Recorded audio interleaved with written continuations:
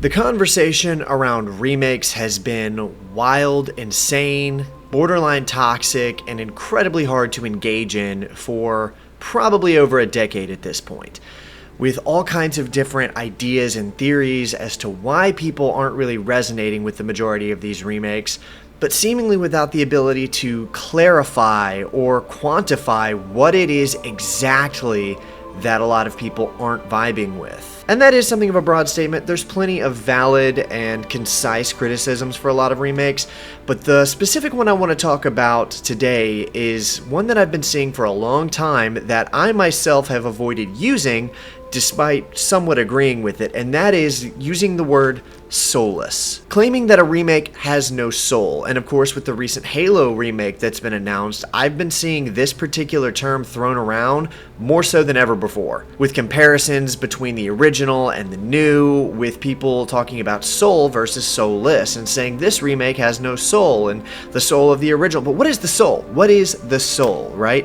So myself personally, when I look at the remake and I look at the original, I found myself agreeing. I'm like, okay, I see that there's a difference here, and the use of the word soul, it resonates, but I wouldn't use it myself because I couldn't define it. It feels vague. It's like, okay, what do you tell the people making the game? What do you tell them? How do you tell them, well, add soul to it? You can't really use that as a criticism unless you quantify it. And I think, finally, I figured out how to quantify this.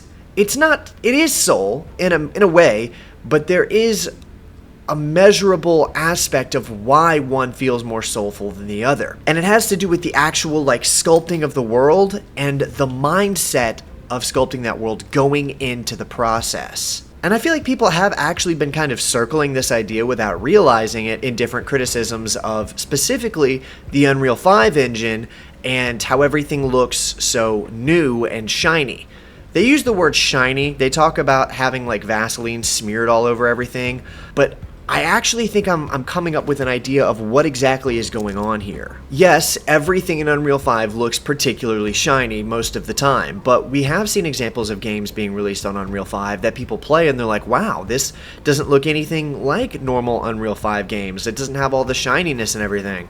And some people say, oh, that's because it's not using asset flips, but the majority of new games aren't using asset flips and they all still have this kind of shiny look.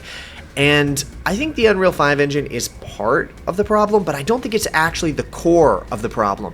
I think the core of the problem is intent and world building. And when I use world building, not in terms of the storytelling term, but world building meaning the actual sculpting of the world, the visuals. So an example of this is something that I noticed a couple of years ago, well, maybe a year and a half, 2 years ago, when I was looking through the different Star Wars shows, and I was like, man, what is it about this that looks kind of fake? What is it about this that looks cheap, despite clearly there being money put into everything? And I thought about it, and I was like, it occurred to me whenever I was looking at the design of the newer stuff versus the design of the prequels. Now, if you say it's because they're shooting on all digital, it's because they're shooting in the big green screen canvas, I think that there is merit to that, but I think the biggest problem, at least the one that I noticed specifically right away, is their clothes. Now hear me out for a second. If you go and watch The Acolyte, in specific, all of their clothing looks new. Not just new, recently bought, but fresh off the shelf. Because it is. All of the Jedi clothes look new. Even the Sith clothes look barely worn in. And this translates, I think, to pretty much everything in The Acolyte, but also in some of the other shows, The Mandalorian Season 3, for example. The world doesn't feel lived in. The world feels like a set that was designed specifically to accommodate the sequence that is occurring for the audience to understand it. It doesn't feel like a lived-in world.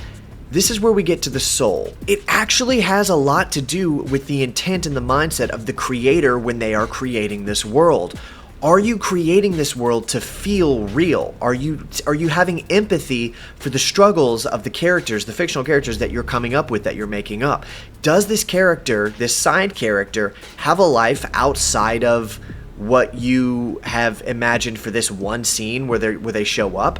Have they endured struggles? Do they have scars?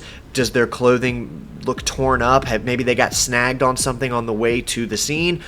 No, none of this is considered. It's only how should the scene look and does it look good? and does it look good is the main thing here, because when you look at the Halo remake, I think objectively it looks incredible. The fidelity, the attention to detail, the graphics, everything looks really, really good and new. People keep talking about the Forerunner architecture, and I think this is what really cued me off to this idea, is because they're right. The Forerunner architecture all looks new. It looks shiny AF, and I've seen people having dialogue to come up with different reasons, like lore, in-world reasons, why the architecture might remain so shiny after not being touched for millions of years. But that's kind of besides the point, isn't it? Because it's not just the Forerunner architecture. I mean, part of it is also Master Chief's armor. It looks relatively new. I mean, there's a little dirt on it here and there, and there's some smudges and maybe a couple of small scratches, but he's been in this armor for a minute at this point. Like, the Fall of Reach just happened. I don't know how much of the novel we're taking into consideration going into this Halo CE remake, but I think they're considering it canon, right? So I feel like his armor should be a lot more scuffed up. It should be dirtier. I think the Marines should have like dirt and grime on their armor. The Covenant armor doesn't look dirty and filthy. It doesn't look like they've been trouncing around in the dirt on a mysterious, untouched ring world. It's not just that the Forerunner architecture is shiny, it's that everything about the Silent Cartographer level that we've seen, it looks like it was designed to look as good as possible. I remember thinking to myself when I first saw the reveal, I'm like, this looks like it was made for shareholders. But it's not just made for shareholders, is it? It looks like it was designed to be as beautiful, as presentable, as incredible looking as possible. It was designed with the player seeing it in mind. It wasn't designed with the player experiencing it in mind. It was designed to be like, look, here's the Silent Cartographer, as in the level. It wasn't designed to be like, look, here's the location of the cartographer where all of this stuff has happened for generations and who knows what's going on. When people talk about the mystery, it's not just not sprinting and therefore being forced to take in the atmosphere and look around the level design. It's a sense that things have happened here before you arrived, and it has to do with being dirty and scuffed and scratched and dusty. It has to do with taking into consideration the world as a world, and not just the world as a product. People give a ton of praise to the From Software games for taking this into consideration. They call it environmental storytelling. But what if you didn't look at it from a storytelling perspective? What if you didn't look at it from, okay, I want to do environmental storytelling, so I'm going to come up with stories that I can tell in the environment, and you instead just thought to yourself, this is a world that exists and lives in, and I should take into account even things that I haven't come up with that could have happened here. And therefore, I don't know what happened to make this wall be dented in and scratched up like this. Who knows?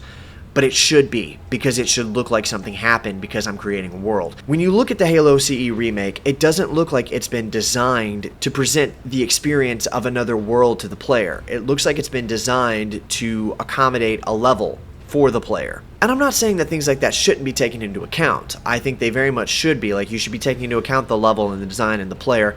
I'm just trying to figure out a way to quantify this idea of soul.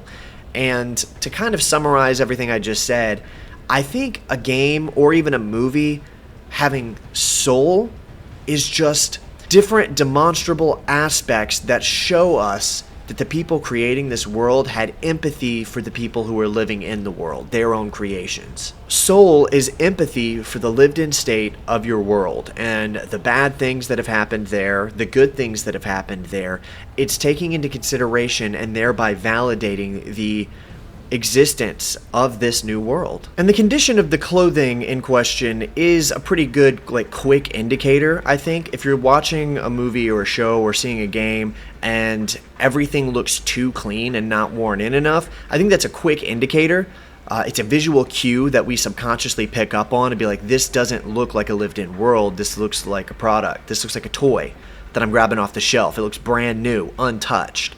And I think the reason that this is a cue that we subconsciously pick up on as an indicator of soul is because it gives us a visual example of whether or not the creator has the capacity to empathize with the condition of their character in a given moment. So for instance, I think Hollywood has had this problem for a really long time that we've seen in and out of different products and movies and TV shows and whatnot, but a lot of characters are clearly being portrayed in a way that makes them look as visually appealing as possible. I think it's good to want your characters to be attractive and optimal and good examples for people watching. And in a lot of cases, particularly action movies, it makes it more believable. It's like, I believe that this character is capable of these incredible things because I see the physical conditioning as a cue for what they're capable of. But let's think about more emotional scenes where they're worn down and torn up after a hard battle.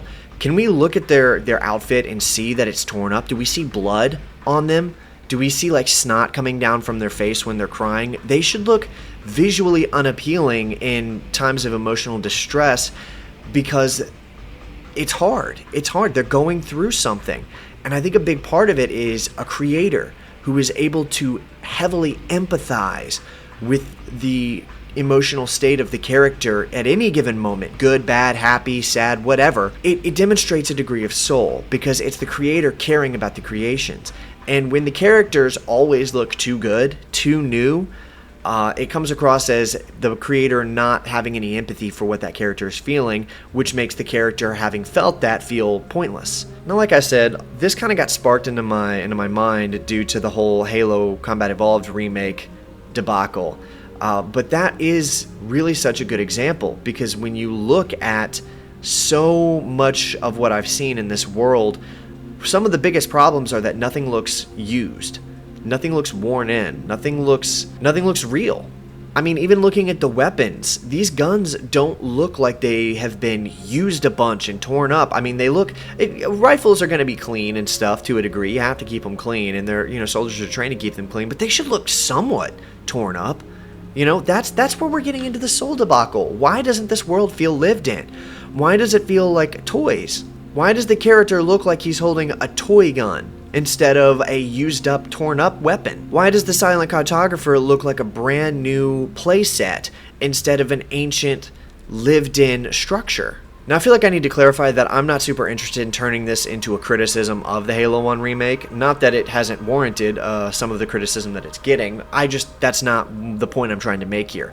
I'm interested in trying to quantify this idea of soul in a game, in a remake.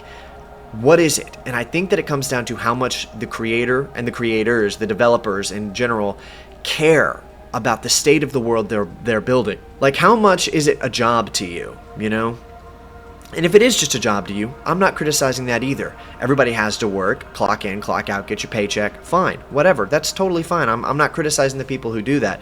But I am saying if that's how it is, then you can't really get frustrated at people when they notice, when they look at it and be like, this doesn't feel like someone was so excited to make things happen in this world. This doesn't feel like the product of somebody who cares about the struggles of the characters in this world. It feels like somebody was clocking in and doing the best job that they felt they could and clocking out. Like, if you wanted to make the best looking weapon model in the world, it would probably end up looking like a toy. So are you trying to make the best looking possible product, or are you trying to make the best experience? I just think there's such a notable difference between a product where the creator was thinking about what the character was doing in the scene, what they were doing before the scene, how they would look, and the results of creators who weren't thinking like that. But anyways, that's my commentary idea on the whole Halo remake situation and the soul versus soulless debate. I think I will continue to workshop this idea because I do think I'm onto something. So I might make more videos on this topic using more examples to continue to refine the idea as we go forward. But this is like the first that I'm thinking about it. This is coming straight to the camera after it occurred to me and talking straight to you. So we'll see what I come up with as we go. Also, if you enjoyed the video, make sure to hit that like button and subscribe to the channel. And also consider checking out my main channel where I do long-form, in-depth video game retrospectives on older video games. Anyways, thanks for watching, guys, and I hope to see you in the next video. But until then, that's all I've got for you.